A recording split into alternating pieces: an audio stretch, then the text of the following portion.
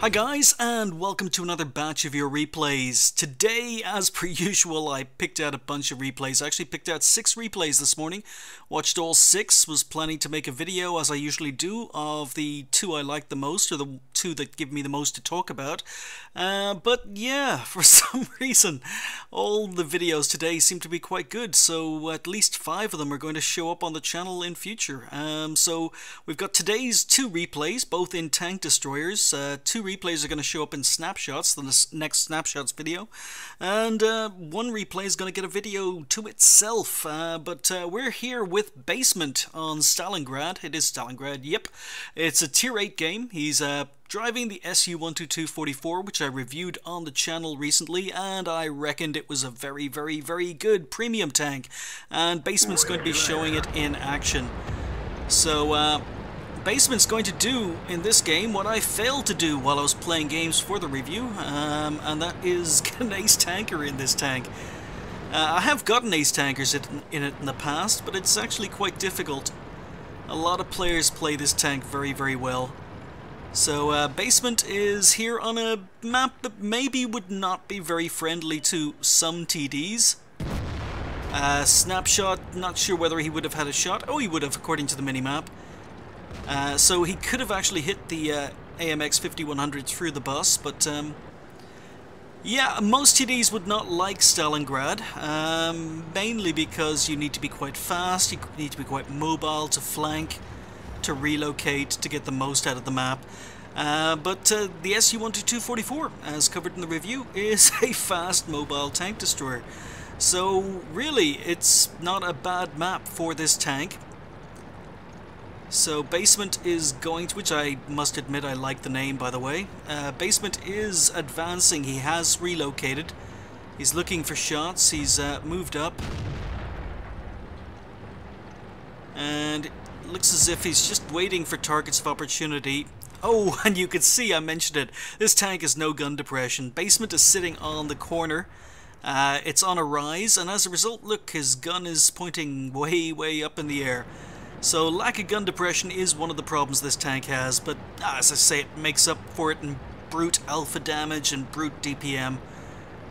So Bassmint relocating, he's found a nice hull down position for an SU-122 here. There is RT on the enemy team, so needs to be a little bit careful he doesn't get spotted.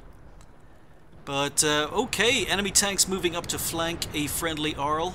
And look how quickly this tank turns around. The traverse speed just so good. These guys completely tunnel visioned. Nice shot into the Leopard, and he could have actually one-hit the Leopard if he'd gotten a high roll, but look at the reload, 6.75. And he's firing HE. I don't know whether that was intentional or by accident, but HE shell into the side of the Sherman Jumbo. This time he fires AP, gets a nice penetrating hit, but Sherman Jumbo would have been dead if the first shot had actually hit with AP.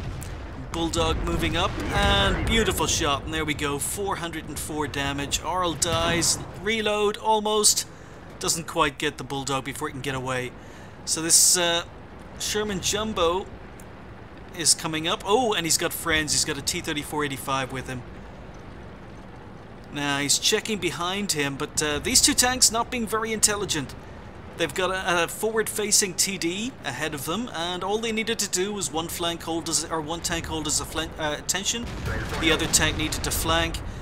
Sherman Jumbo gets a nice track shot. Nice quick repair speed on the tank for Bassmint. But he takes out the Jumbo, moves forward. The traverse speed on this TD is just so good. He swings around, gets a shot into the engine of the T-34-85. Doesn't look as if the T-34 is using a fire extinguisher, but there's kill number 2. Bassmint's up to 2.2k damage. Moves across. AMX 5100 is a shot. Nice use of the Leopard for cover. So he's aiming. The gun can be quite troll. Doesn't look as if the 5100 wants to... Oh, he does. Shot in third person. Uses the Leopard for cover. Nice play. They are being capped. But, okay, that enemy Bulldog was capping, got up to 40% and has stopped capping. Bassmint moves up, takes a hit from the AMX 5100. Is the AMX 5100 actually going to poke again? He seems to know what he's doing. But Bassmint decides, nope, he's not going to wait there any longer. There's a bulldog here. He's in the open, but he doesn't want to drive around the corner to deal with the bulldog, so Bassmint is relocating. He's trying to find shots through the gap. He does have a hint of one. No, it's gone. But the bulldog's advancing, and Bassmint is aiming through the windows and takes out the bulldog through a window.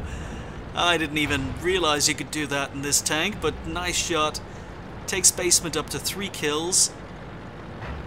And maybe now we're finally going to get to see the speed and maneuverability. So Bassmint really hasn't had to move very far. But now he's hunting down the 5100. WZ-111's on low health. Doesn't look as if anyone wants to take hits, and Bassmint himself is only on 231 hit points. Oh, that was okay. I was a little bit worried the 5100 was going to reload in time, but Bassmint comes around, takes him out for kill number 4. So lots of friendlies left, but they're all on quite low health. It's still a 50-50 game, 4 tanks on either side. Enemy RT is still in play. Last time all 3 enemy tanks were spotted, the remaining enemy tanks were on the other flank. CDC is moving up to engage at KV-85. Bassmint doesn't have shots. RT behind. But Bassmint needs to help this KV-85. Aims as long as he can. Beautiful shot, 441. This is what this alpha damage can do. AMX is down to 199. So reload allows Bassmint to take out the CDC for kill number 5. 3 tanks left on the enemy team. Gets stuck on an enemy wreck, or friendly wreck. RT goes down fighting by taking out a WZ-131. I love RT that goes down fighting rather than suiciding. So, Bassmint again is on the prowl. He's got the speed, he's got the maneuverability, although enemy tanks are still very dangerous. There's a tier 8 Jagdtiger 88 and a Borsig. And Bassmint doesn't have a lot of health left. Remember, he's a tier 7, tier 8 game, so 2 versus 2.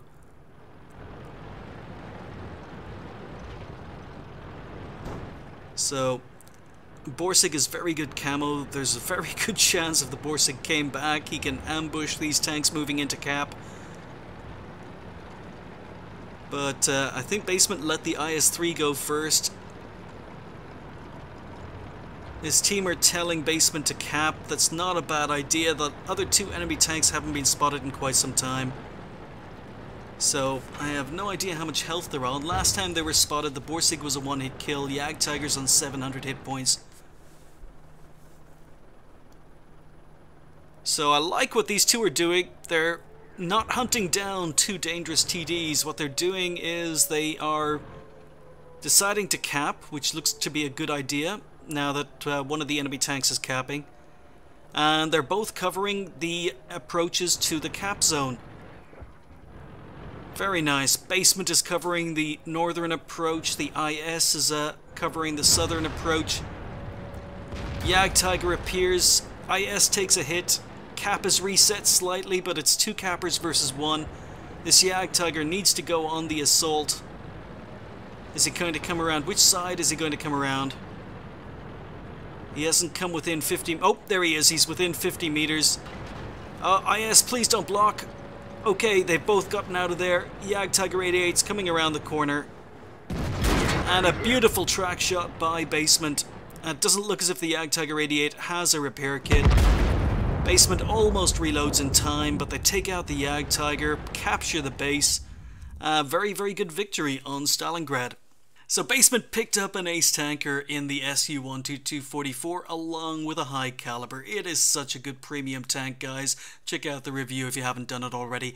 1509 XP, very, very nice. Came top on XP, 3,380 damage as a tier 7, tier 8 game. Very, very good. 5 kills. A little bit of a shame he couldn't have gotten Top Gun, but he fired 15, he hit 12. The gun was behaving in the main. Of the 12 he hit, he penned 12. He spotted 2, damaged 7, destroyed 5, did 553 assistance damage, along with 73 base cap points. He earned 71,000 credits for that game with a premium account. It's a very decent moneymaker. 2,263 XP overall, no ×2 first game of the day, but he made 2,715 XP. Very, very good effort, Bassmint. Thanks for sending the replay in. Next up, we've got the Scorpion here on Sacred Valley. It's been driven by Anonymous VA. Now, Anonymous sent this game in. It was played on the 9.8 test server because this tank is a tier 7 American premium tank destroyer. It was supposed to be introduced in 9.8. We might as well just get going. But it never appeared. Now, since then, I've heard from, let's just say, someone who works in wargaming that the tank was ready to be released. It was supposed to be released in 9.8, but the powers that be decided not to release it. And the reasons given were that this tank has absolutely no armor. It's got 1mm of armor because the tank was built out of, in real life, the tank was built out of aluminum, or aluminium for those of us here in Europe. So it doesn't have any armor. The back of the tank, as you can see, is all ammo rack. All ammo rack at the rear, 1mm of armor all round. It's quite fast, it's quite mobile, it's turreted. The gun looks pretty good on it. 219mm of penetration on a tier 7 premium tank destroyer. Very, very good. 240 alpha damage. Premium ammo looked incredibly good as well. Heat, 275mm of penetration, 240 alpha damage. But like I say,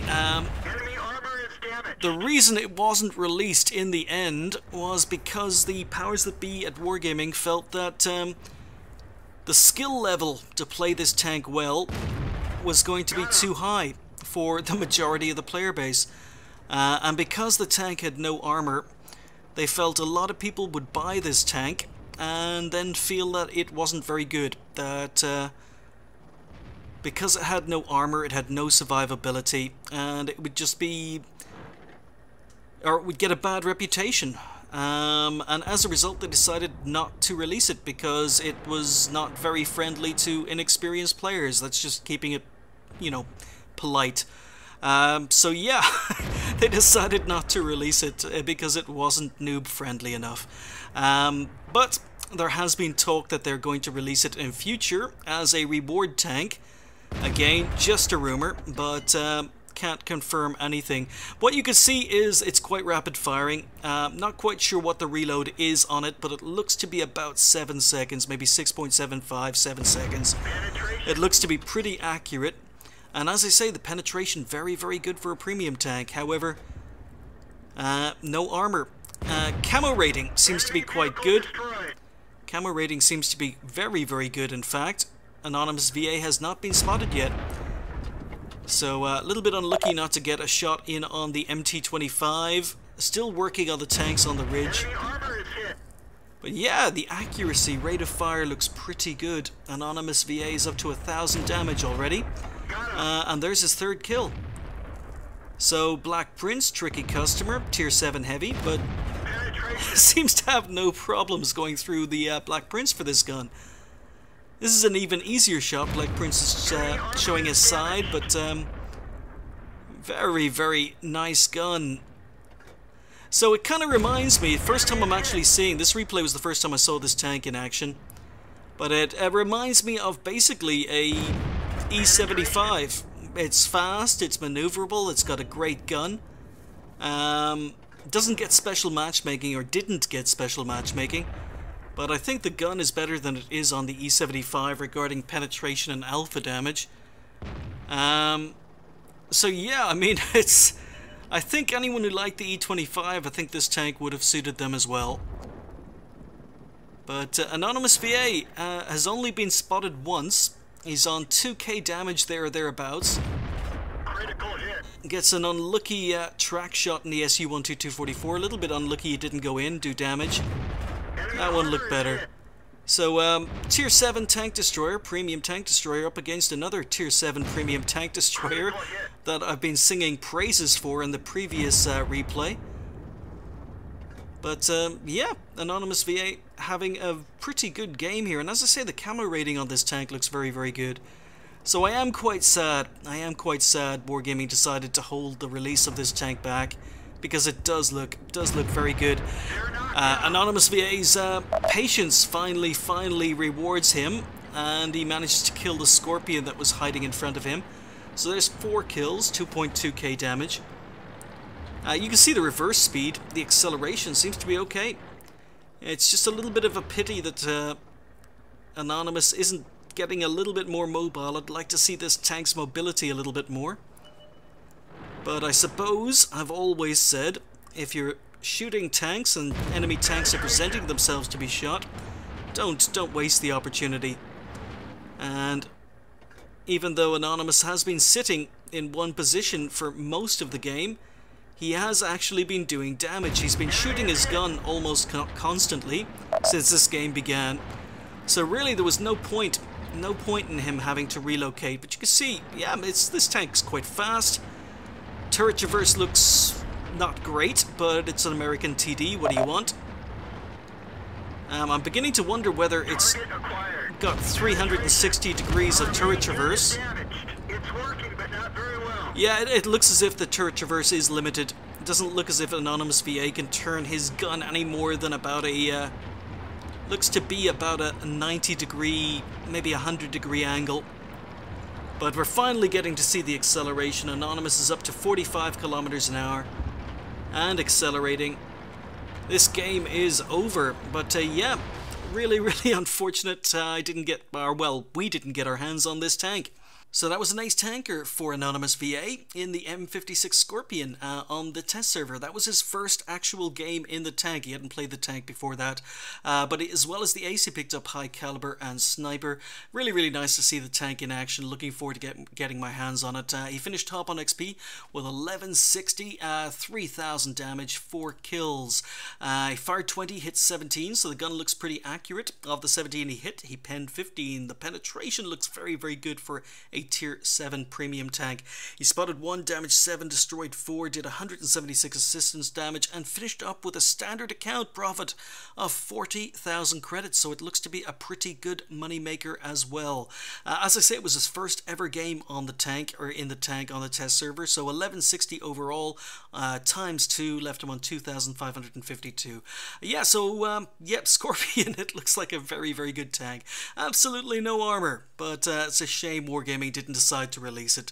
And also, I want to thank Anonymous VA and Bassmint for sending those TD replays in. Really enjoyed today's replays.